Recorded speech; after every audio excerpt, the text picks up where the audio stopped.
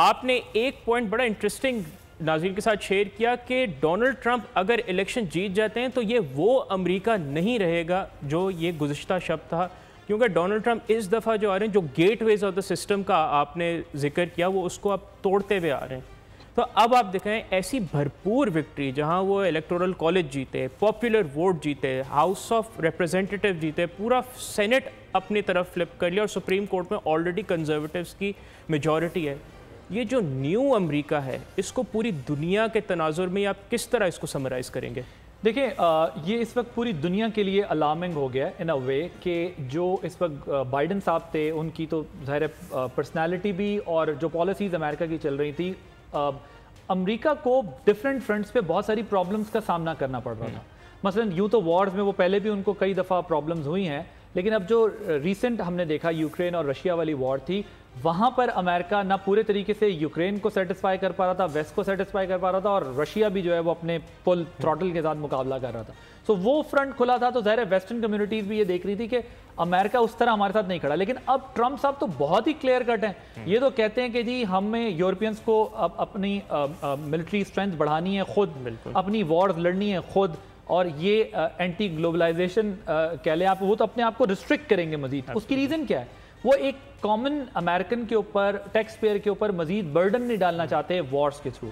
इसी तरह middle east के केस में भी ये बात ठीक है कि उन्होंने जो है वो इजराइल को फेवर उन्होंने भी बहुत किया है, लेकिन वो साथ में जो है वो कोशिश यही करते हैं कि वॉर वाला मसला ज़्यादा ना हो। उनकी मिडल ईस्ट के अंदर भी पॉलिसी चेंज होगी। इसी तरह चाइना के मामले में भी देखें, वो टैरिफ लगाने की जब बात करते हैं, टैक्सेस लगाने की जब बात करते हैं, तो वो ये बताना चाहते हैं बेसिकली कि इकोनॉमिक फ्रंट पे हमें ज़्यादा बड़े चैलेंज है, क्योंकि खुद भी बिजनेसमैन है, तो वो यही चाहते हैं कि इकोनॉमिक फ्रंट पे। लेकिन देखें, अमेरिका जैसे मुल्क के लिए जिसका पूरी दुनिया पे इतना इन्फ्लुएंस हो, वो कंट्रीज़ के अंदर अच्छा खासा इन्फ्लुएंस रखते हैं, जहाँ जहाँ उनकी फुटिंग है, स्ट्रॉन्ग फुटिंग है, उस मुल्क का एकदम से स्टेप बैक करना बहुत सारी चीज़ों से इतना आसान नहीं होगा। लेकिन अगर वो करते हैं तो ज़ाहिर है वो अपनी इंटरनल डोमेस्टिक ऑडियंस को तो खुश कर लेंगे, लेकिन वो जो इंटरनेशनल ग्रिप है उनकी, उसका क्या बनेगा? क्योंकि चाइना उनको पहले ही इकोनॉमिकली टफ टाइम दे रहा है बिजनेस के एस्पेक्ट से अगर आप देखें, लेकिन अब जो उनका बूट्स ऑन ग्राउंड होता है या जहाँ उनकी फुटिंग्स हैं, अगर वो वहाँ से भी थोड़ा रिट्रीट करते हैं या उनको वहाँ पर भी जो है वो अपने कुछ मिशंस को पैक करते हैं, तो फिर जाहिर है कि दुनिया पे उनकी ग्रिप शायद उस तरह नहीं रहेगी। हाँ, अब आ जाते हैं इंटरनल अमेरिका, डोमेस्टिक इशू क्या होंगे। उसमें हमारे सामने देखें, जो इंटरेस्टिंग बात है कि वो पहले कहते थे मैक्सिकन मैटर पे वॉल लगाऊंगा, अब तो वो कह रहे हैं कि मैं बाय फोर्स डिपोर्ट करूंगा जो इलीगल इमिग्रेंट्स हैं सारे उनको। और इंटरेस्टिंगली मुस्लिम वोट आप देखें उनको ज्यादा पड़ा है। आपने मैक्सिकन वोट्स की जिक्र की, जूइश वोट उनका कम हुआ है इस इलेक्शन में और मुस्लिम वोट उनका बड़ा है। पोर्टो रिकन जो वोट है, वो Puerto Ricans are South American.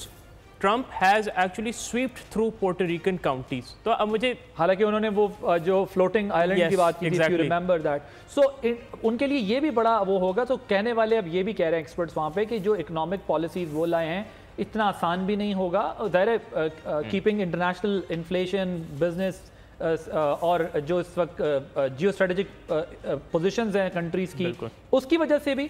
और दूसरी बात यह है कि जिन स्लोगन्स पे ये आए हैं, वो फिर कोर्ट्स, अमेरिकन सिस्टम, ये तो हो सकता है कि ये उसको 16 में चले, हम कह सकते हैं कि इन्होंने ट्रिक किया, बाईपास किया आ गए, लेकिन अब तो ये प्रॉपर एक पॉलिटिकल बड़ी रियलिटी है जो अमेरिकन स्टैब्लिशमेंट को भी जो है वो पुश करके अपनी पोजीशन बनाने में कामयाब हुए हैं। सो अब देखना ये है कि इंस्टीट्यूशंस उनके साथ कैसे रिएक्ट करेंगी, वो इंस्टीट्यूशंस के साथ कैसे रिएक्ट करेंगे, वो जो है वो किस तरीके से अमेरिका को चलाने की। लेकिन एक मुख्तलिफ अमेरिका होगा, इसमें इंस्टीट्यूशंस को भी मेंटली प्रिपेयर होना होगा, जो ट्रंप साहब का स्टाइल ऑफ गवर्नेंस है, और खुद अमेरिकन को भी, क्योंकि उन्होंने इलेक्ट तो कर लिया, लेकिन अब उन्हें ये देखना होगा कि ये मजबूत फैसले जो करेंगे या सख्त फैसले करेंगे तो उसका अमेरिकन पे क्या इम्पैक्ट होगा। हमारे पास ज़रा वक्त थोड़ा मुख्तसर है, मैं हसन सैयद साहब के पास जाना चाहूँगा और उनसे पूछना चाहूँगा कि पाकिस्तान के तनाजुर पे जो अब डोनाल्ड ट्रंप अब तो आ ही रहे हैं, किस तरह इसको देखा जा सकता है, अगर आप इसको समराइज जी बिल्कुल, हमारे लिए तो जाहिर सी बात है, as a country this is the most important thing. देखें, डोनाल्ड ट्रंप साहब बिजनेसमैन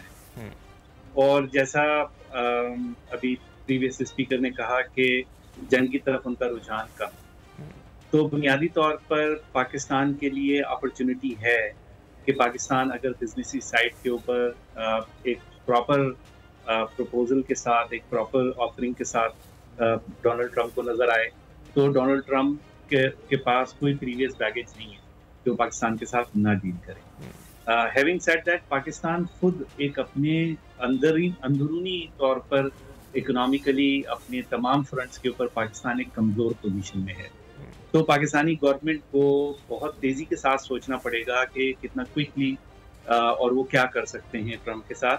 ट्रंप बिल्कुल एक आप कह लें कि न्यूट्रल पोजीशन रखते हैं पाकिस्तान के हवाले से, तो ये हमारे लिए एक तरीके से अच्छी बात भी है। और लेकिन ये कि पाकिस्तान की गवर्नमेंट जो है वो किस तरह उनको अप्रोच करती है, और मेरे ख्याल में क्योंकि पाकिस्तान के प्राइम मिनिस्टर खुद बिजनेस क्लास से ताल्लुक़ रखते हैं, तो ये पाकिस्तान के पास यकीनी तौर पर एक अच्छा ऑप्शन हो सकता है। हसन सैयद साहब, thank you so much for giving your precious time. Subscribe करें और बेल दबाएं ताकि कोई खबर रह न जाए।